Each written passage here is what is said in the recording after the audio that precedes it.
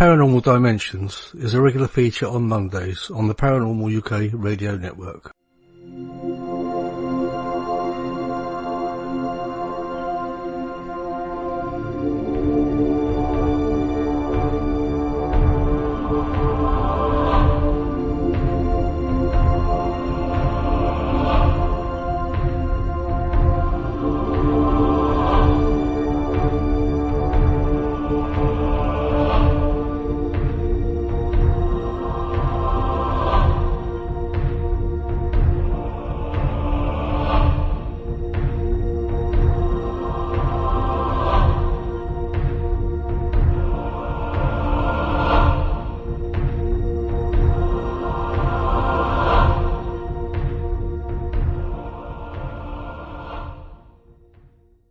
Hello, this is Malcolm Robinson and you're listening to the Paranormal UK radio network, the UK's biggest paranormal network, and this is Paranormal Dimensions with David Young. Hello, welcome to the show. Thank you for the intro, Malcolm. Very nice of you. Right now I've got a few call outs for this show, and it's Andrew Hockenheimer of Chatham, Ontario, Canada, Denise Parker, Basildon, Essex, UK, and Sandra Daroy of Amsterdam, Netherlands. Now, my guest today is another fellow Paranormal UK Radio Network host. His name's Neil Geddes-Ward. He's a paranormal researcher, and he's got, as I just said, he's got his own show, which we won't go into too much about that. I don't think we won't talk about that.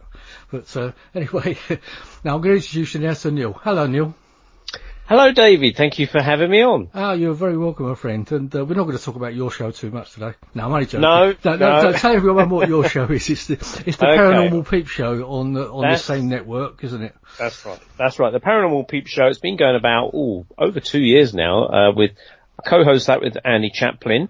And Andy and I have known each other probably about 9 years now, and we actually met each other in a psychic workshop. And we ended up doing funny voices to each other, instead of getting on with the, going into, a mediumship or, whatever. We ended up doing little, character voices from TV.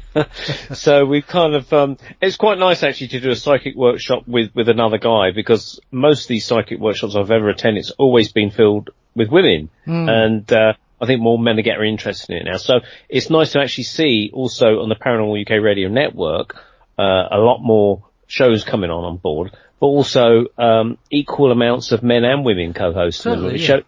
So it seems to me that, as we progress down the road a little bit, that more men are being open to this type of thing, I think. We've also just had Alison Dunlop join the network, haven't we? Yes. With the ADX files, which is very good. Yeah, that's great. I was interviewed by Alison about maybe 2 years ago now, and she had met me, although I don't recall, but I meet a lot of people, but she had met me up in Scotland where I did an event called Witchfest some years back. Mm-hmm. And I think she'd come up to my stall because I do artwork, and I think I'm presuming she must have bought a print or something off me and chatted to me, because when I had the interview with her a couple of years ago, she reminded me of this, and I couldn't recollect it, but as I say, when you travel about a lot doing events and things, you do meet a hell of a lot of people, so you can't always remember everything. Yeah. But, I've been on a few of her shows. In fact, I was on one just a couple of weeks ago, or a couple of months ago, I should say. But, gosh, the months are rolling back too quickly, aren't they? I know, I can't believe I'm this far down the road, coming up to almost a year now with my shows. But yeah, it's gone so quickly. It's amazing, because we did a little show together. Well, I say together a few months back, didn't we? With a host of hosts. Yeah. That's right. Which, we've kind of been planning to do this show for a while, haven't we? But we've just got round to it now. Yeah, well, you're obviously getting all your guests in, which is great that you're managing to do that. It keeps you busy, though, doesn't it? It does, yeah. I've had some really good shows, actually. It seems to be amazing to me, quite popular, Yeah, it's great. I mean, it's a great thing because you have the honour and the privilege, like me and Andy do, of interviewing some great, interesting people. And you hear a lot of things that the average person on the street wouldn't get to ask those questions. So that's the honour of doing these productions, I think. Absolutely. I mean, that's what I always say. I mean, I'm on a learning curve as much as anyone else is, and I like to learn from these shows as much as anyone, Yes, I think that's what we all do it for, really. I mean, to pass information on and learn, you know. Absolutely. I don't think any of us are experts in any. I'll say this on every show. None of us are experts in anything, really. We're just sort of trying to just add a little bit more to the puzzle as we go along. Well, that's right. We're all learning, and we learn from each other. And as each year goes past, there's always something else to sort of grasp and try and understand, whether it's in the field of quantum physics or you know. Go into that. Yeah, I know. The revelations of aliens and ET's visiting us and things coming out into the public arena a little bit more, you know. So it's a forever unfolding piece of string, isn't it? Yeah, absolutely. Well, as far as your interests go, I mean, I know you do a lot of visionary artwork and things like that, don't you? So I don't know if you want to explain what that is to our listeners all over the world. Okay, well, I mean, if I roll back the years right back to when I was a child, I was always curious about things. And my dad was a a technical illustrator. And as you worked in the aviation industry, you perhaps understand this quite well. He used, obviously before we had computers doing all this sort of thing, he was a technical illustrator with a drawing board. And he used to work for a company that made ejection seats for aircraft. Oh, right. Yeah. And so his job was literally like a Haynes manual for a car, where you have to take a car apart. He was doing a similar thing for technicians and engineers to how to remove an ejection seat or how to put one in an aircraft. Because obviously the company would make these ejection seats for all sorts of different aircraft, but they had to be presumably put in, you know, slightly different for each aircraft, depending on what they were. Yeah, sure. And so my dad had to sort of draw the nuts and bolts on these things, where to put this and where to put that. And so I got my artistic skills from him. And all my brothers, I've got 4 brothers, 5 boys, no sisters. We all ended up, to a certain degree, able to draw and paint, but I was the only one that went on to do it. And I also had a side interest where I was very curious about where was I before I was born. I said this to my mum as a youngster, and she said, well, you weren't here, you never existed. And I thought, well, I must have. Even though I couldn't provide an answer, it sort of set me on a quest, really, because I used to love watching things like Star Trek on the TV, and, you know, getting a bit older, the other science fiction shows like the Jerry Anderson stuff like UFO, and that intrigued me, you know, is there life on other planets? And I used to read the Reader's Digest magazines about people's experiences of dying in an operating theatre and then floating out of their body. Oh, yeah. The near-death experiences, yeah. And that just kept the ball rolling, and my curiosity got the better of me. And as I got older, I got into people like Doris Stokes and Medium and anything that I could get my hands on. Of course, we didn't have the internet in those days, so it was down the library for most of us, wasn't it? So, you know, you got the odd book here and there, the Paranormal, or maybe a Jenny Randall's book or something like that, you know. So you got what knowledge you could from there. And I think obviously I've gone on now, and I've ended up doing artwork for books and doing my own prints and things like that. And you call it visionary artwork, and yes, I would call it visionary artwork as well. But I did a lot of artwork for the pagan scene, because the lady I was married to was more into paganism than I was, and that's where I met Alison, as I mentioned. That's right. I know she's very much into paganism and everything, isn't she? That's right. Yeah. So she came to an event called Witch Fest, and that's where she met me for the first time a few years back. And you can't remember. Although I can't remember, but maybe hypnosis and regression might work in that. But yeah, so I basically got very, very much interested into the whole thing. I learned about witches, witchcraft, ghosts, spirits, fairies, because I worked on a fairy book some years ago called Fairycraft. And I ended up doing a little deal with people, because I used to obviously go to these events and I'd have to pay money for a stall, but I was always aware that they needed speakers for their events. So I would say to them, how about if I do a free talk for you and you give me a free stall? And they'd always say, oh, yes, please. So really, I found that really, as I did a talk on maybe fairies and a few ghostly experiences or whatever, people would then come up to me and tell me their personal stories that they wouldn't really want to tell everybody else, really. So it's kind of snowballed from that, really, about the whole gamut of knowledge that I've so far attained in this area of my research, where people have told me their own personal stories. Yeah, well, I suppose they felt comfortable telling you because you've just been telling your own stories. So, yeah, and people obviously, when they go to these events, whether it's a UFO conference, a ghost hunting thing, or a meditation group, they feel more of a kind of comfortable because there's other people like them at these events too. Whereas where they might be going to work or something, they don't want to talk about that sort of thing because people might laugh at them or something. They feel more relaxed and interested, and they can sit around and have a coffee with people that they may not know very well, but they're all going to talk on that level of whether it's ghostly encounters or a UFO or whatever it may be. They feel much more settled. So like you said, they're going to be more happy to talk to me because I've just been talking about that whole subject anyway. I mean, it's not just, you mentioned about fairies. I think we had a little chat before the show. I'm not quite sure about how I feel about the idea of fairies and things. I mean, I've heard a few stories and they sound kind of believable, but do I know, what's your opinion of them? Well, I've met many people that have seen some strange things. We call them fairies, and the legends call them, different regions of the world have different names for them, really, like in the same way you might talk about the Sasquatch in America. They call it the Yowie in Australia, or something else in another part of the world. So with fairies, like for instance, the Native American people have similar tales of small beings, and they call them the little people of the hills or something like that. But I've met people that have claimed to have seen them, in one form or another.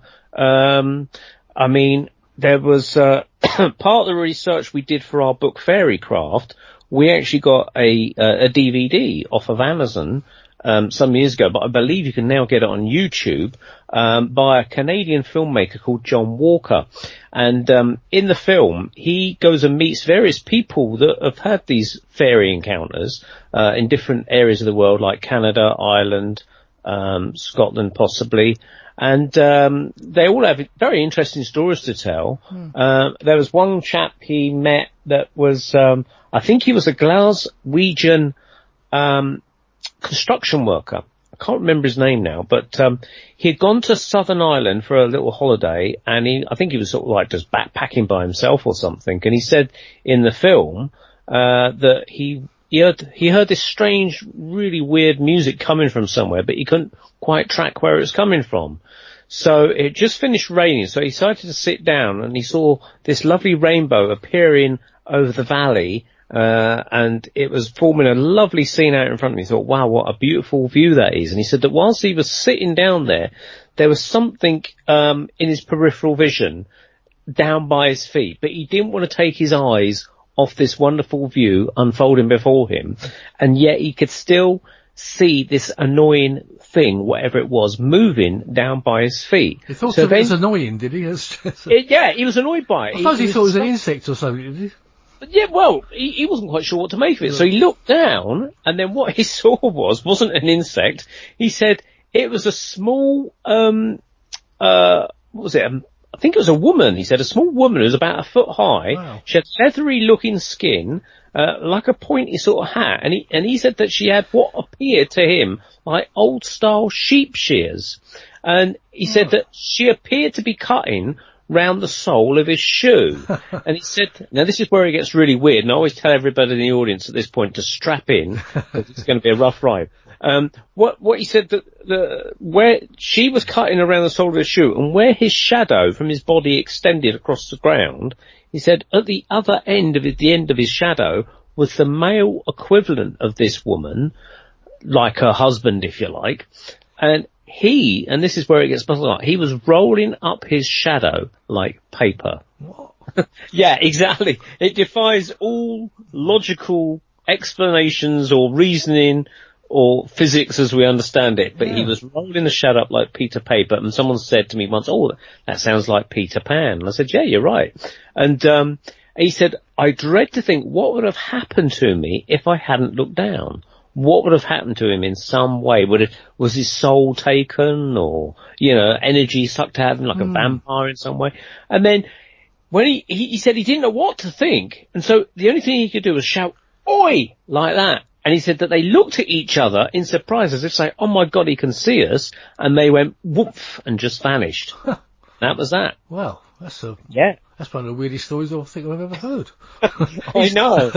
in some ways, I mean, UFOs sound quite normal compared to That's that. right. Yeah. That's right. You can tap a UFO on the side or something, but this is completely off the scale. But this was an ordinary guy. It wasn't some sort of Glastonbury hippie type person. It was an ordinary construction worker. And, he had that really strange experience. And the fact that they disappeared as he sort of noticed them, as we, that's, that is kind of, I mean, I wonder if they were kind of interdimensional beings rather than, they would be, wouldn't they, I presume? Well, it appears to be that way, doesn't it? The fact that they're first of all, they're trying to take something that you physically can't roll up in our world, but somehow there seem to be... Yeah, that's strange. Yeah, I mean, I'm just wondering aloud now, this is only speculation, I keep hearing these things called shadow people.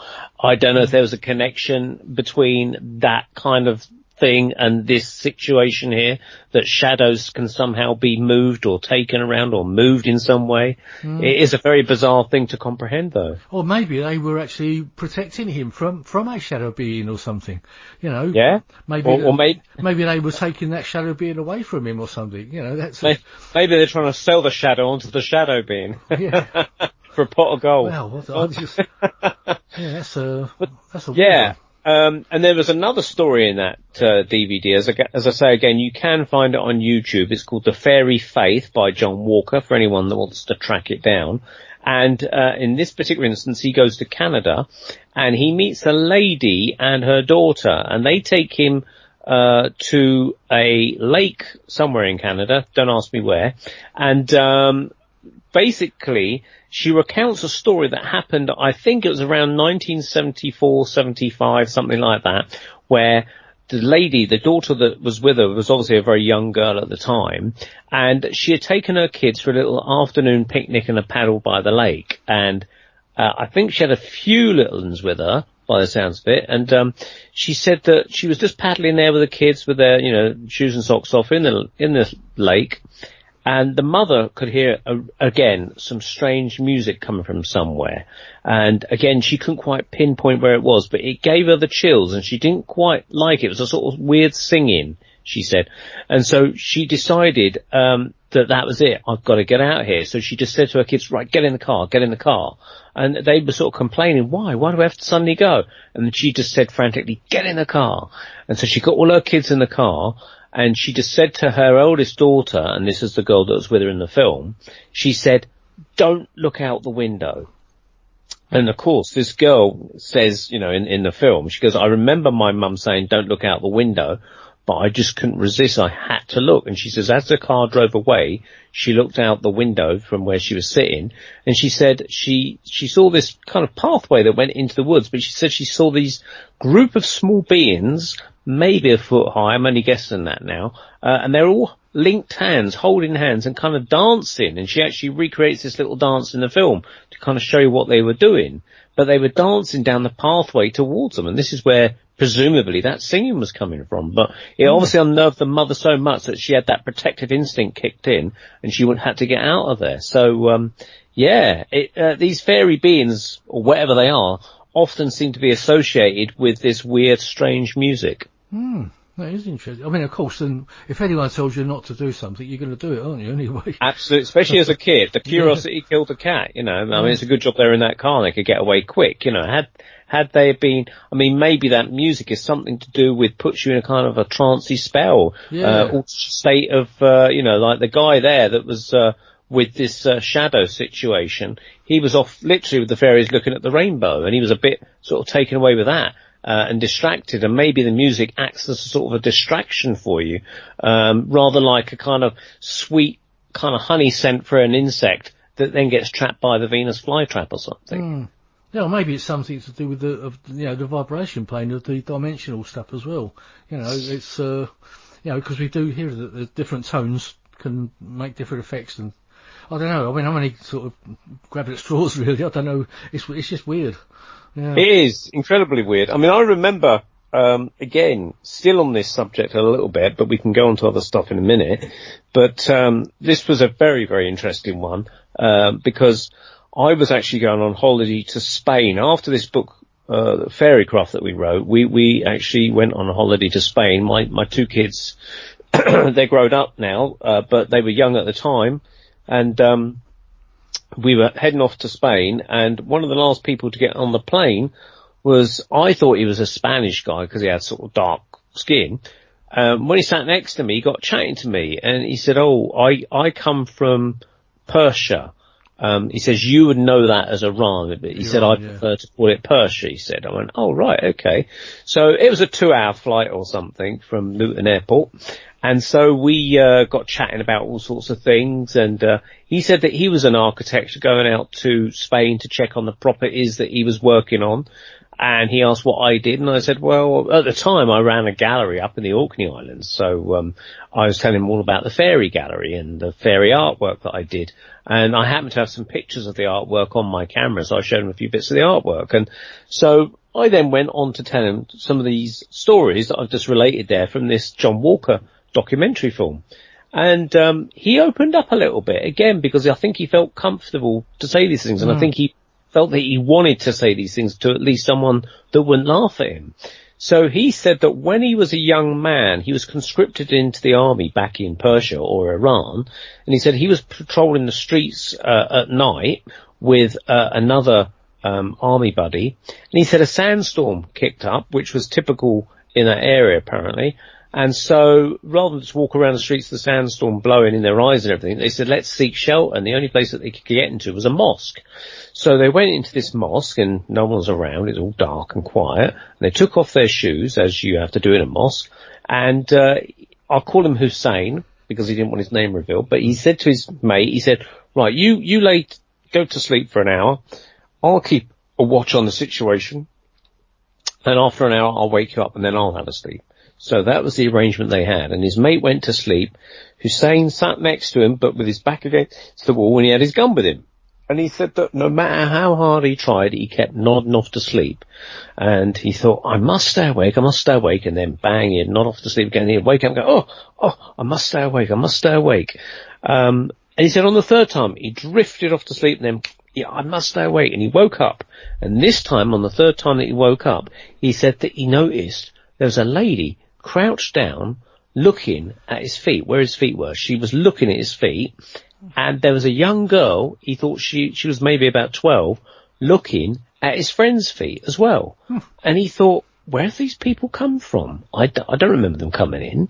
And he thought, what on earth are they doing? And this woman and the young girl were just staring at his friend's feet. And so he thought, I don't like this.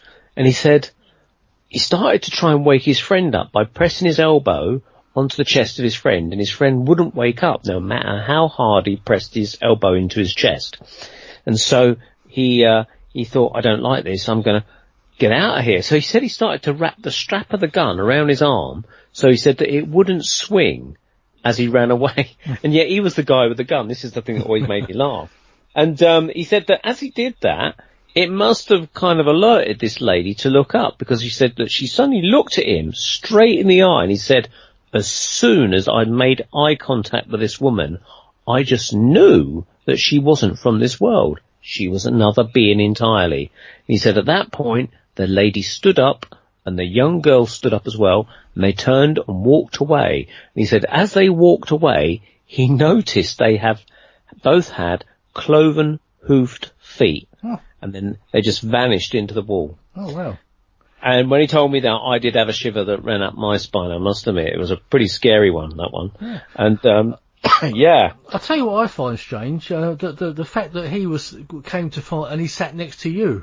Now, was he actually guided, do you think, from the other, something on the other side that made that he needed to offload that story to somebody? It's quite possible. It was almost as if he was late for the plane, because he got in last. Like everybody you know what else I'm getting to, don't you? I mean, sometimes I'm sure that things are guided from the other side, into certain things, so you meet certain people at certain times, Yeah, and this story has to get out into the public, and I'm that conduit, if you like, to get it out through you and other people.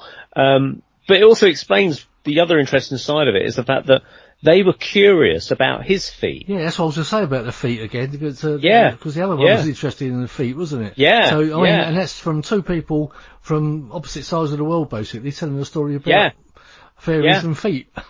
Yeah. And, and he was an architect, again, a level-headed guy. He was a soldier at the time, probably about 18 or 19, I would imagine. And, they were curious about the human feet, because obviously in their world, they had cloven hoof feet. And then you think about it a bit more and you think, well, hang on, we've got all these legends of fawn people, haven't we? And cloven hoof beings and stuff. And you're thinking, maybe that's something behind the legends then, after all. Yeah, well, certainly in the old Greek myths, and there's a lot of that, isn't there?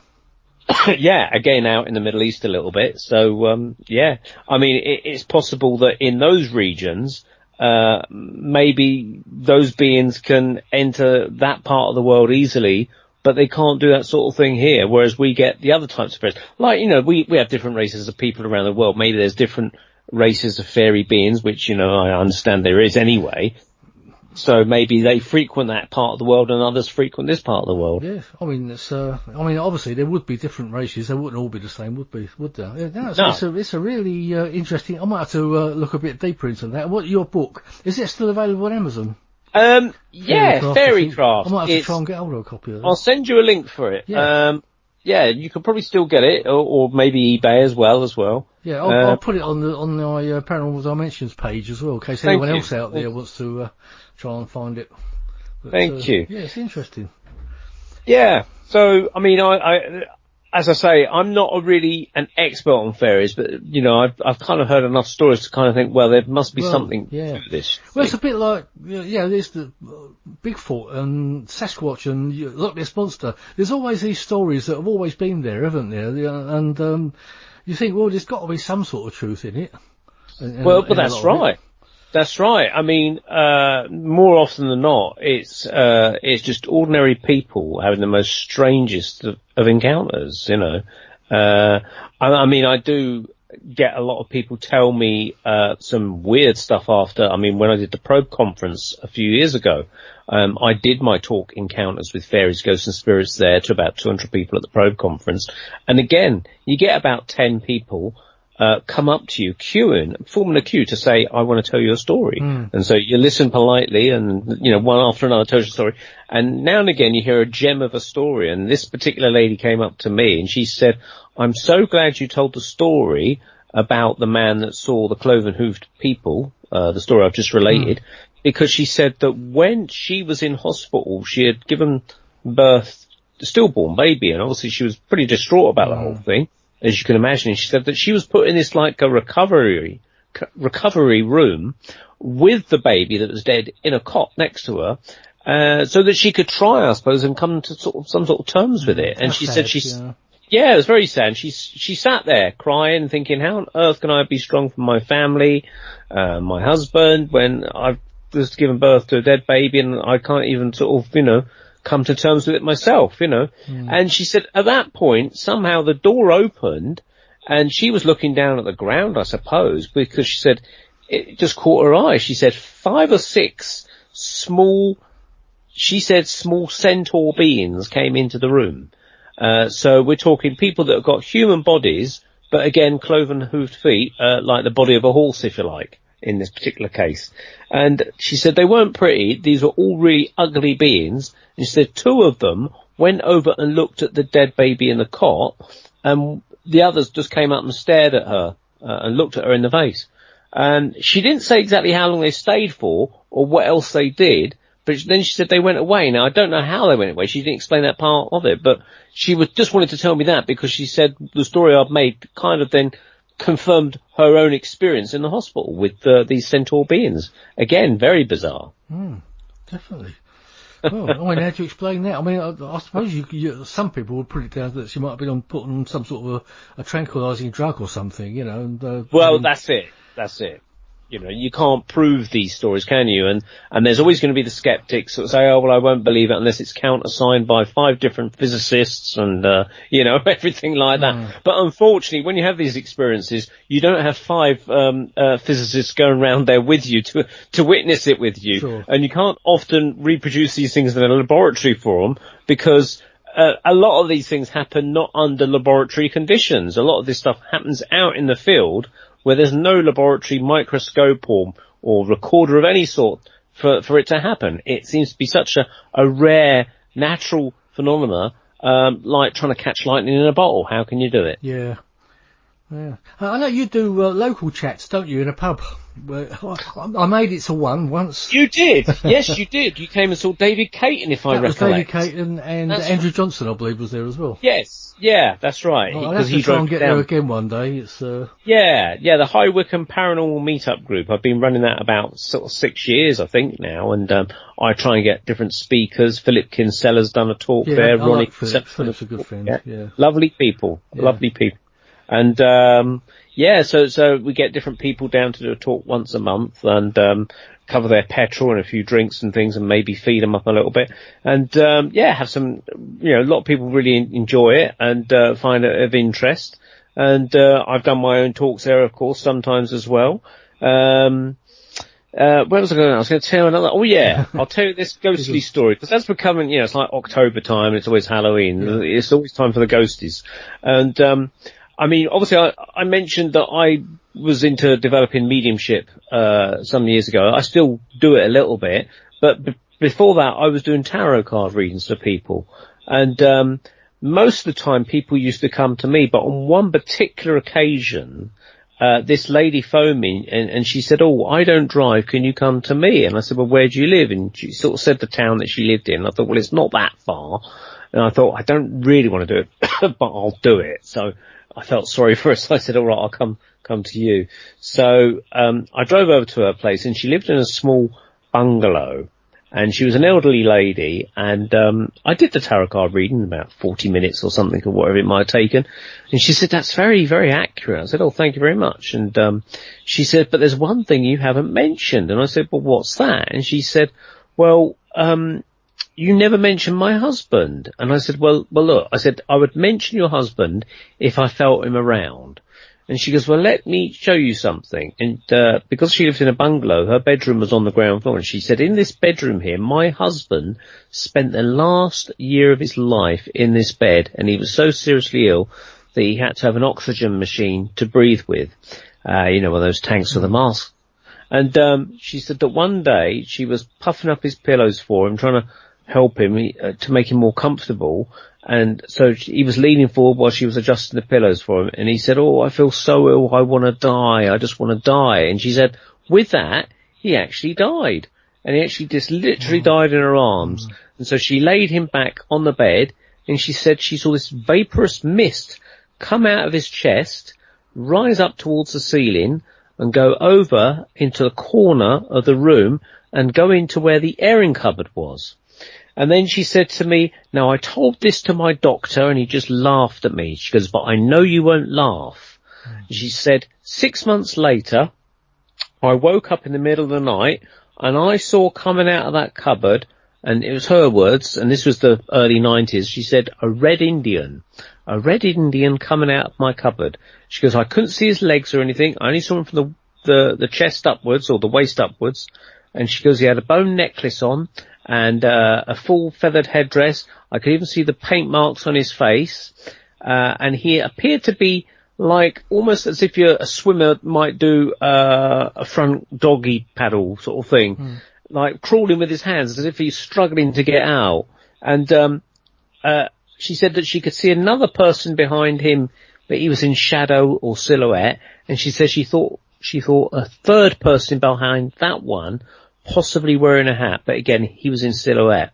And so, but she said she could quite clearly see this Red Indian, or we might call him a Native American Indian, or people of the First Nations is another word that people use these days, coming out the cupboard. And she said it was happening every night. That was a weird thing. It was happening every night. She'd be waking up about 3 or 4 o'clock in the morning and seeing this phenomena. And she goes, "What's happening?" And I said, "Oh my God." I said, "Well," I said, "Do you know what a spirit guide is?" And she goes, no. She'd never been to a spiritualist church or read any books of that sort of nature to influence her way of thinking, because what she was describing to me was a classic spirit guide. That's what I was going to say. That's what it sounds like, yeah. Yeah. For anyone that doesn't know what a spirit guide is, basically in the world of spiritualism, that's contact with the dead through mediums. I say dead, it's a term that people are familiar with, although they're not dead, they've just dropped their body. Is that the people of the First Nations, if you like, the Native American Indians, were much more in tune with nature. And the reason is that they can come back as spirit guides or be spirit guides over there. They help people adjust to their new conditions after death because they're much more in tune with what's going on in the world, with nature and everything. They're not materialistic or anything like that. And so they would act as also a guide to seances and things. So when a seance happens, they would be what they call a doorkeeper, or the spirit guide would speak through the medium or whatever like that and say what's about to happen in the seance. And I said to this lady, I said, I bet your husband didn't believe in this kind of stuff, did he? And she goes, no, he thought it was a load of rubbish.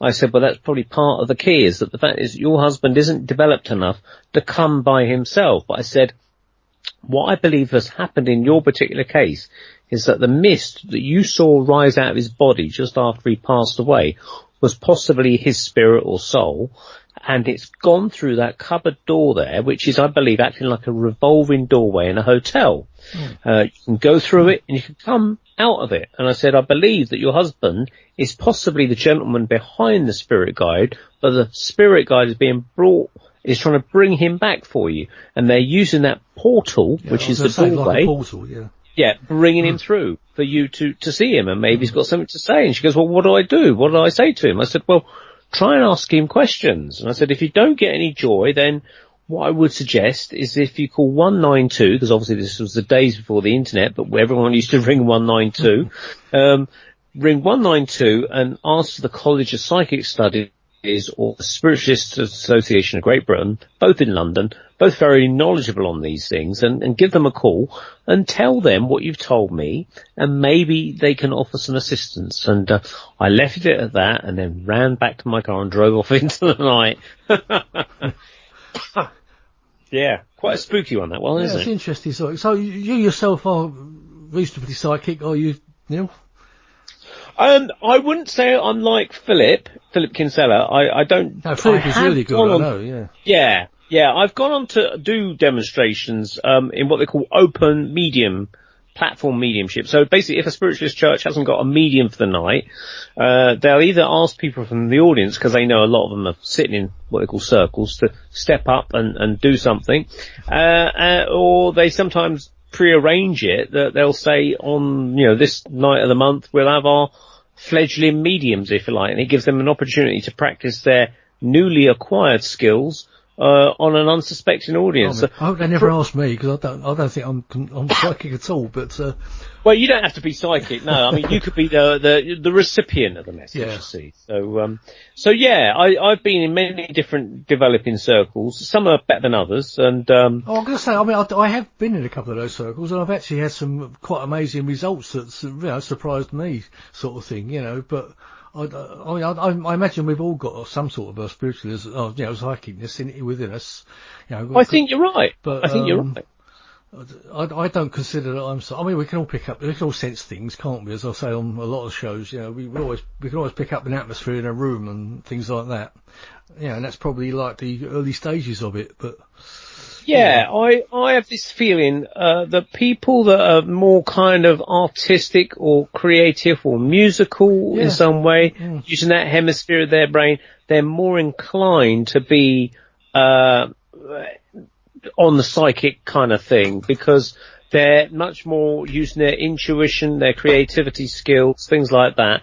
And I believe that kind of thing helps in when you sort of start to imagine things more and you start to use your creativity, it means that you're open to more ideas coming through, and that's how that they can get these things through to you. And I'd imagine people that dream and have vivid dreams are probably quite psychic as well. Yeah.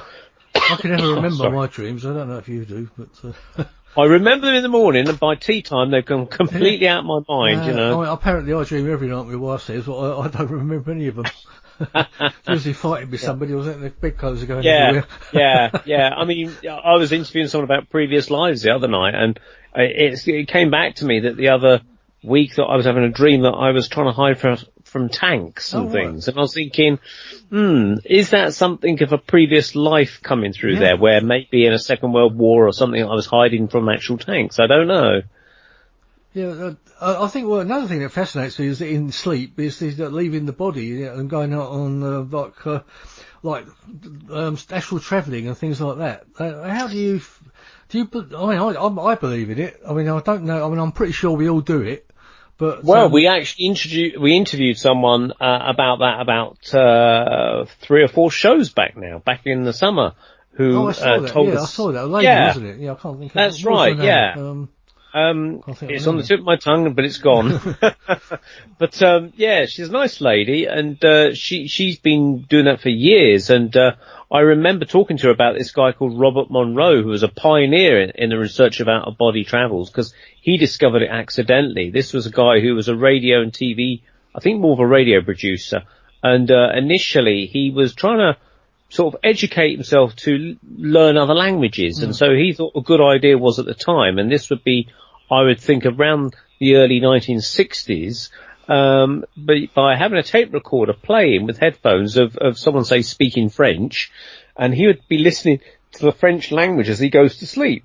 And the idea is that his subconscious will hear all these words, and sort of it'd be easier to learn the language later on, I think. I think that was his kind of hypothesis. But as a byproduct of that, he started to discover that he was getting pains in his solar plexus. I mean, he didn't call it his solar plexus, but that's where it was. And his doctor couldn't find anything wrong with him. And eventually he said that it started to get so bad that he started to feel these vibrations occurring in his body from time to time. And one particular occasion he said that he felt his hand pressing through the floor, where his arm had draped over the side of the bed where he was having a sleep. And he could push his arm, and it went straight through the floor, and he could feel what he felt was water. Oh, right. And he actually considered rolling back the carpet when he woke up and taking the floorboards up to see if there was any warp below his floorboards. But then other times, then he felt himself sort of like on the ceiling, looking down at his own body. So he actually learned after a while how to actually consciously get out of the body by rolling out of it at certain times. And he used to go on all these journeys, and hence he wrote this book called Journeys Out the Body by Robert Monroe, for those that want to get it. It's a classic book in the field, and he goes to these different locales, he calls them. So locale 1 was the earth plane, if you like, literally saying, I want to go see David near Rendlesham Forest, and I think of you, and then I'm there, kind of thing. But then there was other locales, locale 2, which is like appear to be a spirit world type of place where he would see people from the afterlife. And then he had another place, Locale 3, where he said he couldn't even define what it was, but it appeared to be like an alternate Earth, where he would be on a bus. He found himself on a bus, but he tried to pay the bus driver money, and the bus driver sort of looked at him and thought, what do you mean, you know? And the bus appeared to be made of wood. So obviously it's not like from this world, is it? It's a wooden sort of bus. No. Very bizarre. And he had an alternate life there, apparently. It appeared to be him living a life of a sort of scientist in this Locale 3 sort of lifetime. He appeared to be peering through the scientist's eyes into that world and living a bit of that life by occasionally visiting it. Very interesting book for anyone that's interested in out-of-body experiences. Robert Monroe. Robert Monroe. He's now passed over himself, so he's a permanent resident of Locale 2. But he did give the instructions at the back of the book about how to do this technique of going out the body. And he gave it with a warning, though. He said, this is like Pandora's box. Once you've learnt this technique, you cannot undo it. You've opened that door and you cannot shut it. And he said, I'm warning you now, if you don't want to do it, don't do it. I must admit, in my teens, in my late teens, I did actually start trying to experiment with that myself through a couple of books. I don't know. When was this book written? I believe the book came out about 1971 or 72, something like that. Right, okay, well, I don't know. I mean, maybe I was a bit later than that then. Maybe it was the book I was reading, I don't know. But I can remember trying that, but I used to find I just fell asleep. So, whether that, but maybe that was part of it. You do have to go to sleep anyway, and then your body sort of goes, Yeah. I mean, my mate practiced it, and he said that it did work for him, and I think it will work better on other people, some people than others. And there is another book out by a chap, and I can't remember his name, and he actually sort of said this book is written because of my experiences of learning this technique that Robert Monroe had pioneered. And so he'd written his own book of all his own experiences, but some of it was quite interesting. He would sort of like have battles with strange astral creatures, you know. As soon as you roll out your body, you got these weird creatures floating around, which sounds a bit scary. So that put me off doing it, really. But my friend said that he had learnt the technique and actually practiced it successfully. He said on one particular occasion, he said that he floated out of his body and went shooting right up out of the earth, through the house, right up into the sky and right up into space, and he could look down at the earth from space. And then he said he found himself coming straight back down again. Yeah, because it's sort of like a piece of elastic, apparently, isn't it? That's right. Yeah, yeah. Well, you can't leave your body and not be able to get back to it, as I understand it. Unless you die or something. Well, unless you die, yes, different. Yeah, but, yeah. Which brings me to another interesting story that one of my fireside chats revealed a couple of years ago. I was actually at someone's birthday. We was all around the campfire because she was having her birthday party at a pub, and it was the summertime. And this lady said to me, she goes, "Oh, go on, Neil, tell us some of your ghostly stories." So I said, "Oh, okay then." So I told them a few ghostly stories. And one of the friends I didn't know of this lady's birthday it was, she said, "I'll tell you this story," but she goes, "I don't normally tell people it, but it's only because you said that." Again, it's one of these things, I only tell it to people that are open to it kind of story. And it turned out that this lady was a nurse, and she said that I believe that she might have been operating from a hospital, possibly Southampton Hospital, but it's somewhere on the west coast of England, this hospital. And she said that I know this story to be true because I know the doctor and the two medics that it happened to, and they told me it. And she said that what happened in this particular case was that they have on this particular floor of the hospital all these seriously ill patients in the hospital beds, and they're all wired up to these heart machines and monitors and bleepers and all sorts of gadgets. And if one of them flatlines, if you like, you know, their heart stops beating, it sets off an alarm or a pager of some kind of device to the doctors in the floor above. And so rather than waiting for a lift to come up, they find it's quicker to run down 2 flights of stairs and they're straight away in the room, and they go and then try and resuscitate the patient that's crashed, if you like.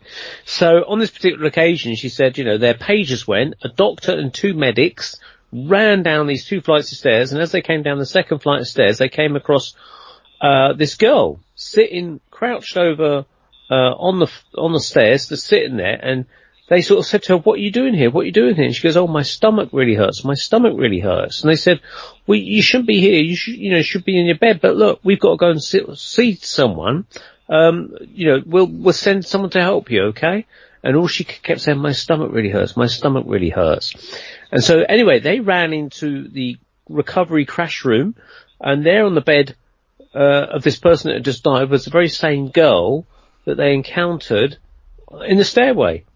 And she was actually dead. They couldn't retrieve her, and they'd obviously seen her spirit sitting in the stairway, and when they went back it had gone. Now, yeah, exactly. Another weird one. Yeah.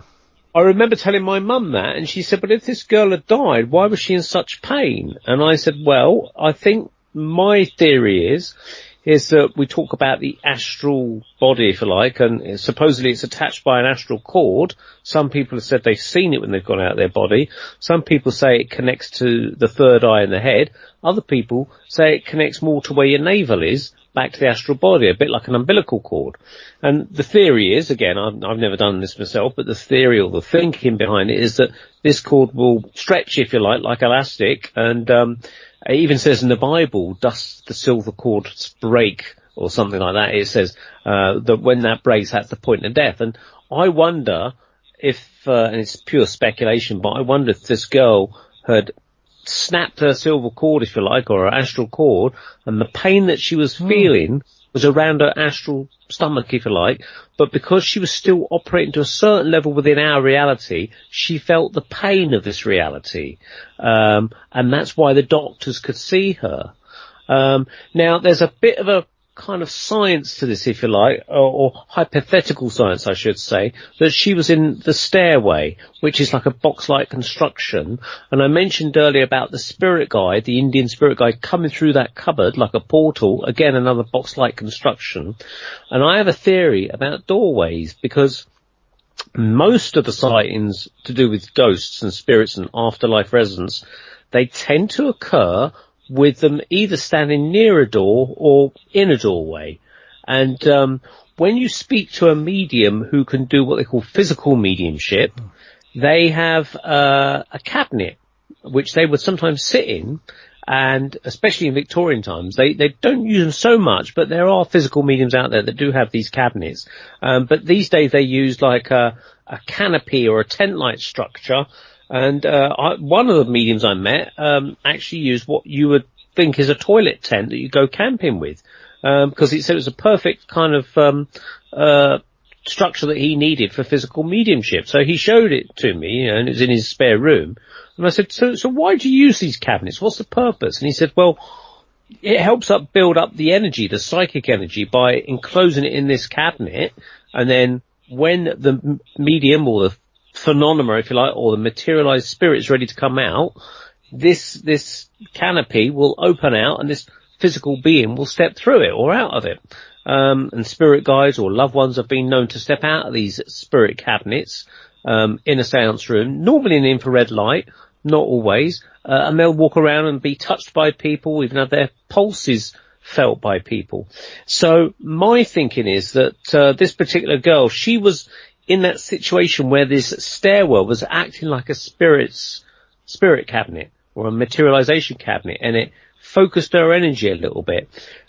And again, with the spirit guide coming through the doorway in the cupboard, that was acting as a spirit cabinet as well. And I tell people it's a bit like a television set, where in the old days, before we had these great big flat screen TVs, we'd have a great big square box that you stick in the corner of the room, and inside of that was the valve or the tube that fire a photon at the screen in a vacuum, and it would trace across the screen 50 times a second and build up an image. Now, if you didn't have the sides of that TV, that photon would fly up into space and you'd never see it. So the sides of the TV actually contain that image by holding it in place, if you like, and it gets to draw an image across the screen 50 times a second or 50 hertz a second, and that's how your image builds up. Now, I'm wondering, that's more of an analogy, if you like, but I'm wondering if spirits need like this construction, as my medium friend explained to me, to build up that energy to contain it. Again, another analogy to that would be that if you're going to make some cakes, say, you'd mix up your cake mix, put them in a baking tray, then put it in the oven. Now, you don't leave the oven door open. You have to shut the oven door to build that heat up in it. And it's only when that heat gets to a certain temperature does the liquid state of that cake mix then change into more of a solid mass. So that's when you can take them out of the oven. So I think that these toilet tents or these spirit cabinets are acting in that kind of thing. They help contain the energy of a spirit till it's ready to manifest in the physical world. It's interesting. It could also act as a, to stop any interference from outside, like taking your senses. So you're just focused, aren't you, on what's in front of you, rather than what's around you, maybe. That's right. So when the medium sits inside, they're often blindfolded. They're often having their mouth taped up. They're often strapped to a chair in some way or form. So that the idea of that is that the skeptics, if there are any there, will say, well, look, there's no way I'm in the world. I'm faking this because I'm all strapped up, tied up, taped up, and everything. I can't move, and so this is how they rule out the idea that it's the actual medium themselves supposedly walking around the sounds room as a spirit. But there has been cases, and they were actually caught out, where there was a fraudulent case of mediumship about 5 years ago, maybe, where this guy, I think he is in Australia, but he originates from the UK, called Gary Mannion, I believe. His name's out in the public, so I'm not sort of like suddenly disclosing it. Has been caught with this infrared camera where he's walking around in the dark, touching people, and they believe it's spirit. You see. Well, I think a lot of that used to go back in the old days, the old Edwardian and Georgian days, didn't it, when they did all this sort of stuff? Well, that's it. It was open to fakery then. I mean, if you look back at the photographs they used to forward with cotton wool and all sorts of things, But then you do see some other photographs and you think, what the hell, don't you? I mean, I've seen some amazing ones. So whether they're all faked, I don't know. But, well, yeah. I mean, with the technology, unfortunately, it's just like the UFO phenomenon. With the better the technology we got for doing these things, the more it can be fake with things like Photoshop. Oh, certainly today, yeah, so easy. I mean, yeah. I mean, such a lot of the UFO stuff you say is absolute rubbish. You know, Yeah. I mean, I would say sort of 98% of it is probably, faked or mistaken. Yeah. And people ask me if I ever seen a ghost, and I have to put my hand up and say, well, no, I haven't, not to my conscious knowledge. I think I've seen maybe the lower half of a ghost, again standing in a doorway, but it appeared to be, no, not the lower half, was it? Yeah, I think it was the lower half. I remember the trousers being rather baggy. I could see a top part of the body, but not see the head, but it was trying to talk to me, and I was half asleep, and it was trying to say something. I just couldn't understand what it was saying, but it was standing right in the doorway. But whether that was me dreaming awake or not, I don't know. Yeah, that's always the problem, isn't it? It's, yeah. Yeah. Oh, I'll tell you a scary story though, if you want a scary story, as it's Halloween. I've been reunited with a friend of mine from many years ago. I used to work with her some years ago. I was about 16 and she was about 32 at the time. And so this year I've been reunited with her and I've been helping her with her 70th birthday party. I did a little bit of video filming for her and whatnot. So I've been going around there delivering DVDs. We've been having a catch up and a cup of tea and I've told about my interests and stuff like that and where they've gone over these intervening years. And she said, oh, I've seen a ghost once. I said, oh, what's that then? And she said, well, I was quite young. I think she was about 18 or 19. But her and her family had gone on holiday, I think it was to Devon, she said.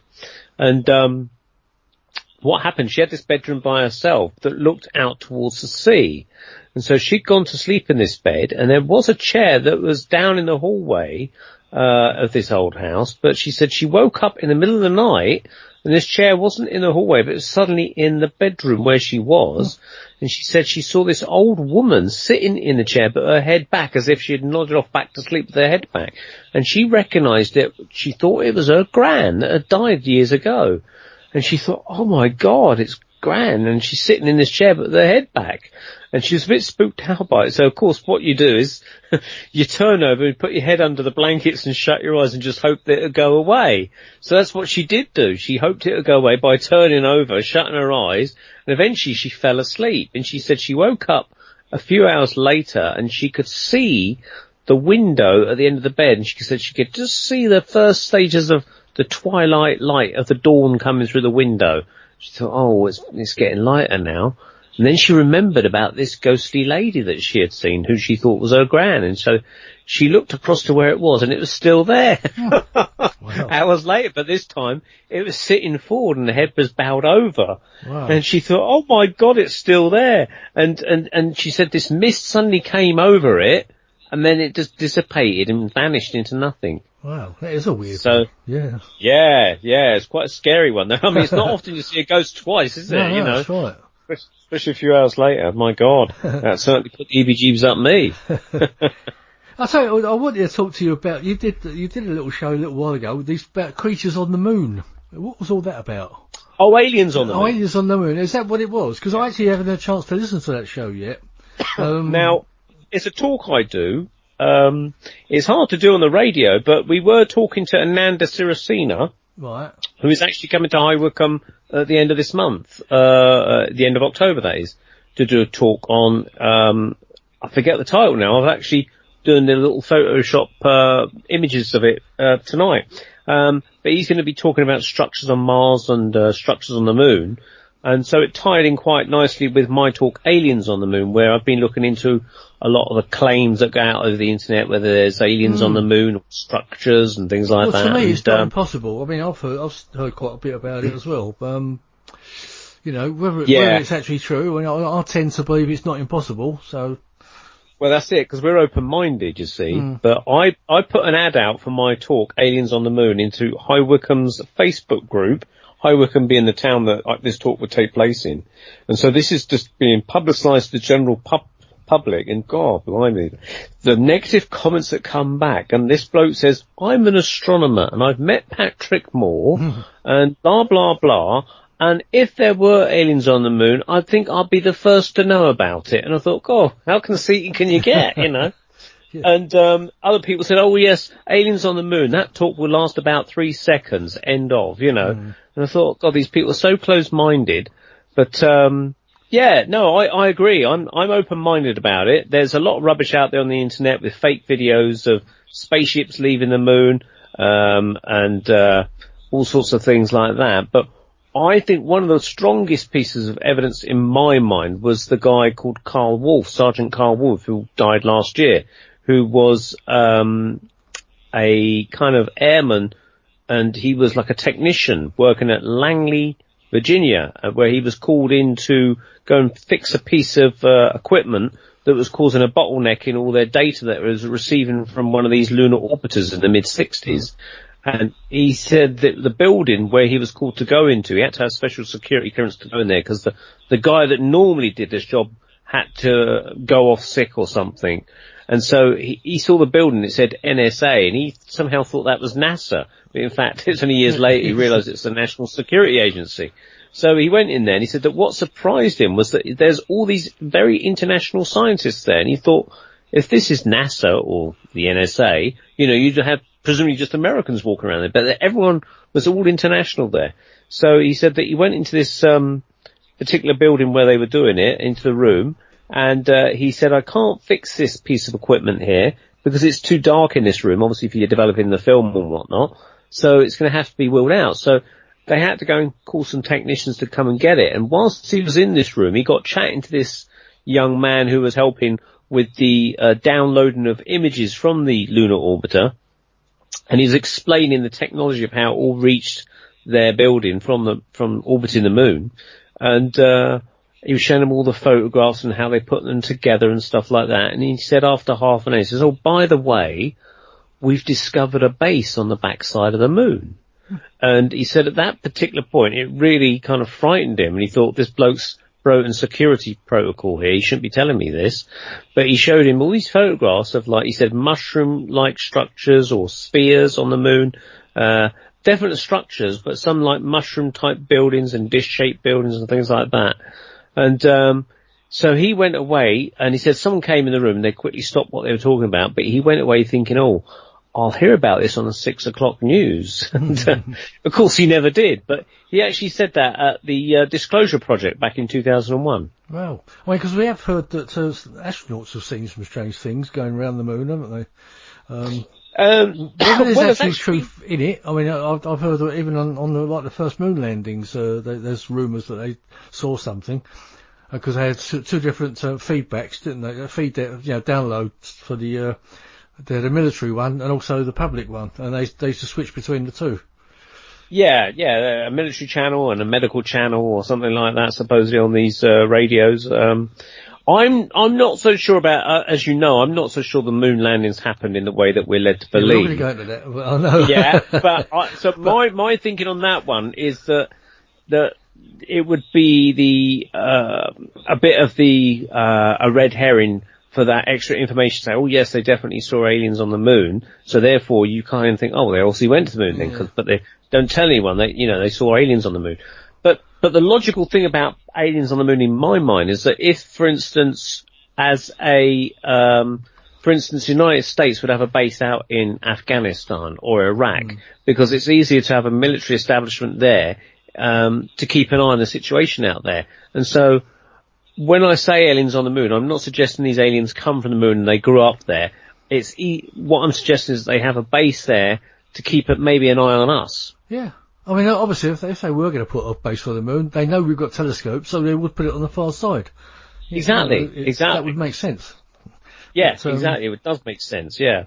But as far as it goes, we're not going to go into an argument, but I believe we went to the moon. I mean, I was actually doing electronics for a lot of the equipment that was being used back then. And I know for a fact that we did have the technology to do, if you see the stuff I was working on in the late 60s, you'd be quite amazed. My dad ended up working for Marconi, funny enough. That's how I started out at Marconi. Marconi, I think he worked for Marconi Underwater Systems. Right. And I know they had different divisions, didn't they? Yeah. Marconi Elliott, avionics, I think I started out. Right, okay. And then I left and did the rounds, all different companies and things, and ended up going back there. And ended up working on the AC-130 project. But Wow. yeah, I do. Well, I mean, I can't guarantee it, but I do actually believe they did go.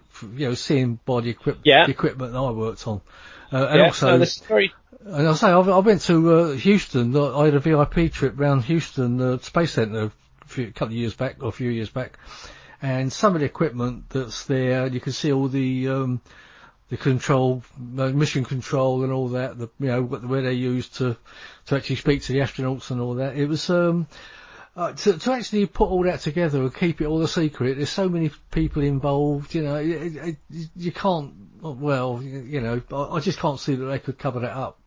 And also, sorry, interrupt you again. Go on. But don't you think the Chinese and the Russians would love to blow that whistle to say that the Americans didn't go to the moon?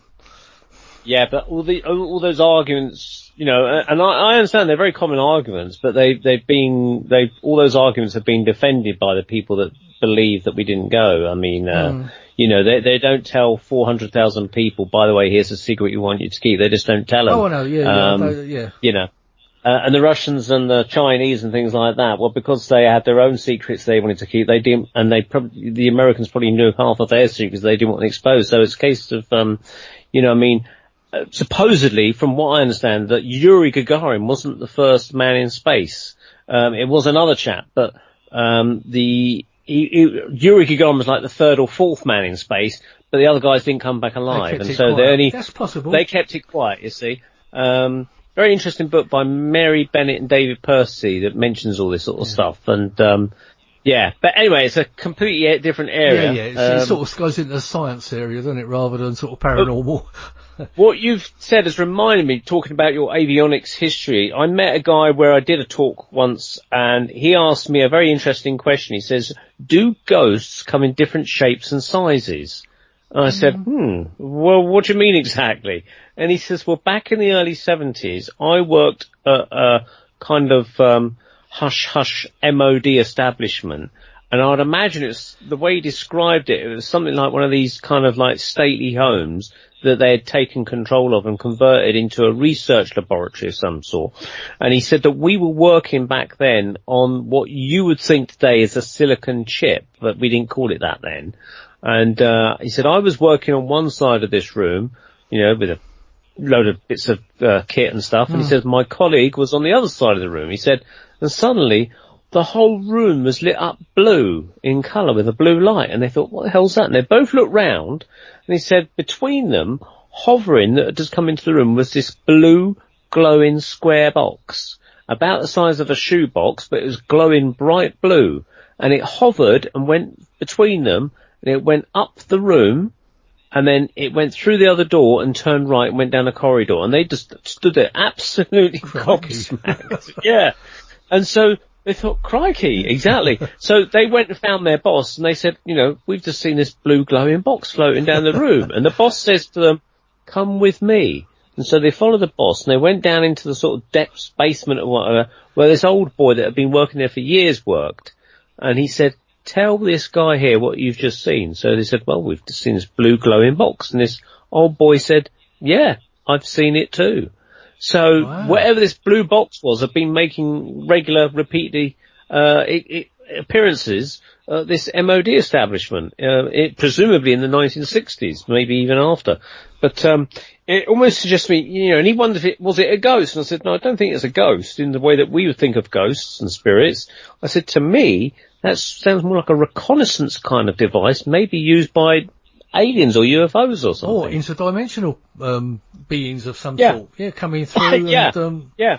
Wow, that is really interesting. I mean, I've not seen anything like that. I have seen a UFO back in the late 60s, which I've told the story so many times now. But yeah, that is really interesting, that one. Well, yeah. It reminded me of a story that was, in fact, I think I met her some years later. The lady that runs Beams International, I forget her name now, but Hillary. Yeah. Hillary. Right. Yeah. She said that she was the lady that reported it because she used to work as a technical illustrator stroke draftsman and it could have been the very same establishment, I don't know, but I remember it was repeated, this story of hers, in Timothy Good's book, where a security guard was going round one of these old stately homes which is, used by the MOD for whatever. And, he said, again, he could see a blue light coming from a room. So the security guard went in and he said he saw this man that was glowing blue. But he appeared to have he would say it was a space helmet or something that was glowing blue. And he appeared to be thumbing through one of the filing cabinets trying to grab some papers. And this guy was obviously shocked to see him. This man just disappeared before his eyes. And this poor security guard was so shocked that he literally had to be taken off and, taken to the funny farm, as some people might call it. And apparently, all military police and Secret Service and all sorts of people were there the next day. And it was Hillary, who runs Beams International, who worked there in the drafting office or drawing office or something at the time. She overheard the conversation between one of her bosses and a man that was there. And he apparently said to these visiting security people, he said, no matter what we do, or no matter how we try to stop them, they always get in here. And whatever they are, they can't seem to stop them. Oh. Well, I mean, I'm sure the powers that be know a lot more about all this stuff than they let on anyway. I'm not talking about the normal, people at the top in our sort of, political parties. I'm talking about people way above, above them sort of thing. I'm sure there are secret governments and things that know more about everything that goes on. But yeah, absolutely, yeah. Anyway, we've gone to about an hour and a quarter. I think we've better draw a line under that, Neil. And okay. But that was a very interesting show. I mean, you'll have to come back on again with some more stories at some point. Yeah. Oh, I've got a load more. I know you have. Yeah, but, no problem, David. That was fantastic. I really enjoyed that. Anyway, if people want to get in touch with you, how can they do that? I know you've got your own show on the network anyway, but which I'll put a link to. Thank you. Page. Well, we do have the Paranormal Peep Show, which runs once a month on the Paranormal UK Radio Network, and we do have a Facebook page for that, the Paranormal Peep Show. I do have my own art website if people want to take a look at that, which is neilgeddes-ward.co.uk.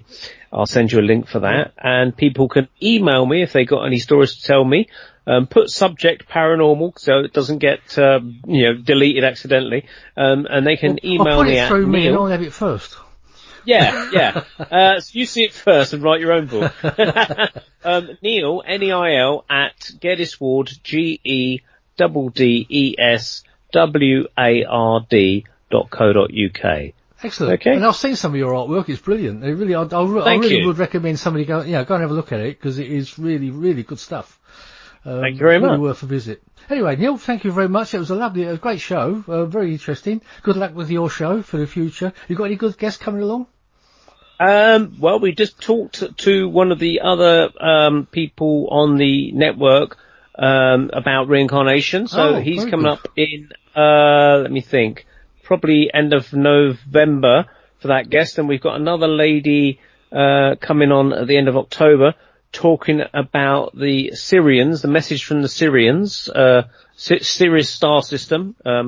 I forget her name now. I did a poster last night, but the name escapes me at the top of my head. That's the trouble. You have to remember so many names, don't we, nowadays? It's, it's hard to keep up with all these different contactees and things. I need to do a show on reincarnation actually, because I don't think I've touched much on that with some of my shows. I mean, most of my shows have been sort of like UFO orientated, but it just seems to be the way that goes. I don't know why, but so I do like to try and vary it a little bit.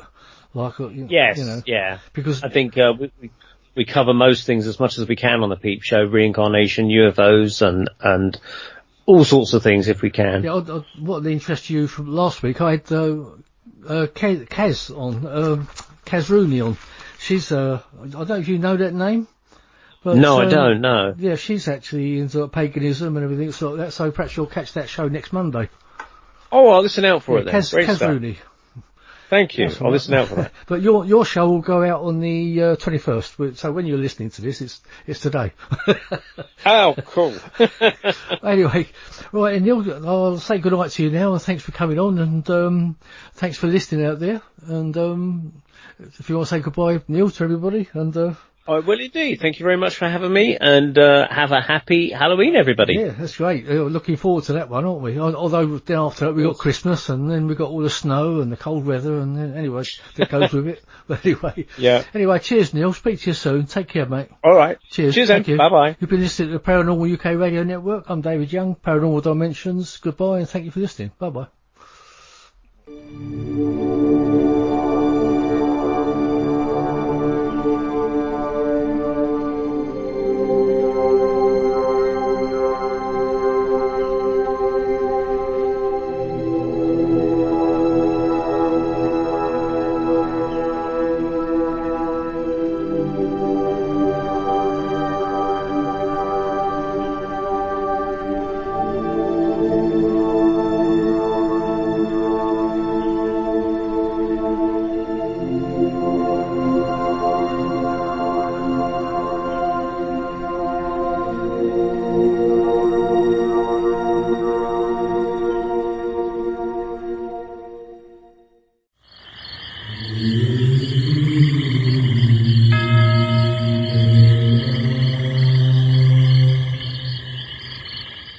Paranormal Dimensions is a regular feature on Mondays on the Paranormal UK Radio Network.